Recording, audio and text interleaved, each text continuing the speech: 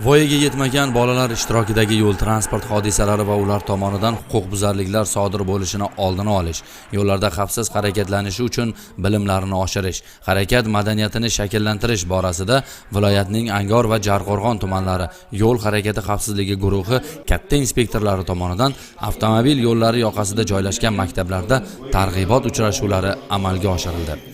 Kimdir akasini, kimdir tog'asini, kimdir yana otasini boshini olib niyat qilgan bo'lsa, o'sha niyatdan qaytadi. Transportni boshqarishga mumkin emas. Avstriyada haydovchi guvohnomasi, yo haydovchi ko'nikmasi yo'q. Kimdir men haydash bilaman, ichki ko'chada haydayman, ichki ko'chalarda yo'l patrul xizmati xodimi yo'q.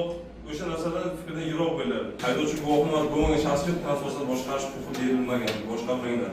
Bunda o'quvchilarga maxsus video lavhalar namoyish etilib, yo'llarda sodir bo'layotgan yo'l transport hodisalarining ayanchli oqibatlari va sodir bo'lish omillari tushuntirildi. Shu bolani o'zi bo'lib chiqyapti. Maktab o'quvchisi.